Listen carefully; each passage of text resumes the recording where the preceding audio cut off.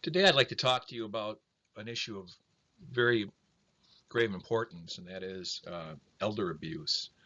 We all have a lot of people that we know in our families, friends, who have reached a certain age where they do need sometimes in home care or they need care in an institution. And one of the things that we are concerned about is always to consider and think about, is there some type of lack of care or neglect or abuse going on? And it's important to keep your eye out for that. There are basically four types of elder abuse. There's physical abuse, which is intentional abuse. That's not as probably as prevalent as some other abuses, where you'd have somebody who is intentionally trying to hurt the elderly. There's emotional abuse, which is a little bit more prevalent. That can be verbal abuse. That can be keeping somebody away from family or friends. And then there's also neglect, and you see a lot of that happen in institutions, nursing homes, those types of places, where that's the most common. That's when you see bed sores, you see other signs of injury, and you have people who are falling and who injure themselves getting in and out of bed, or getting in and out of chairs, or using the bathroom, and they show signs of trauma, and that's usually from neglect. That should not happen.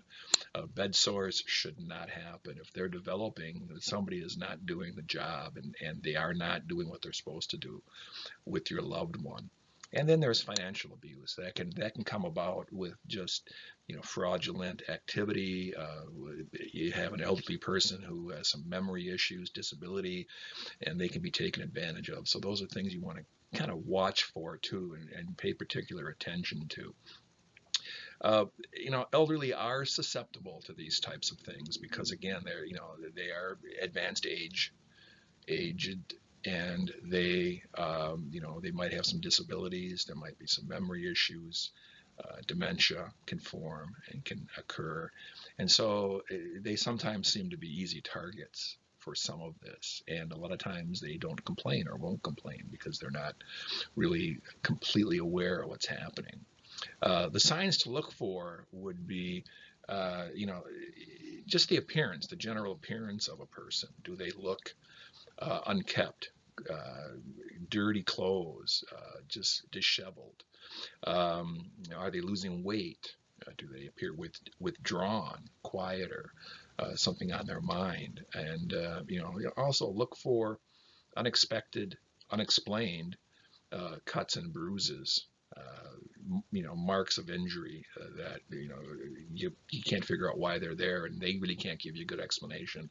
Or if it's simply I fell, or you want to find out, well, why did you fall? How did you fall? How did you hurt yourself? How did you cut yourself? Why did that happen? And bed sores are another thing that does occur. A person should be moved if they're not able to move on their own. Every couple of hours, they should not be allowed to remain in one position for more than a couple of hours at a time, because bed sores will develop, and that's kind of a standard. If you see signs of elder abuse, you have concerns, suspicions, you can contact the county's Department of Health and Social Services where this is occurring, and you can report that, and they will look into it. But I think it's also important to contact a lawyer. You can contact my firm, McLario, Helm, Bertling, and Spiegel, and we can answer your questions. We can meet with you. We can talk to you. We can investigate these things. And if this abuse is taking place, we can make certain it's stopped. And if it's appropriate, we can obtain compensation for the loved one, the friend, and for the family. So these are things that are important. Pay particular attention. And if you do need any help, feel free to call us at McLario, Helm, Bertling, and Spiegel. Thank you.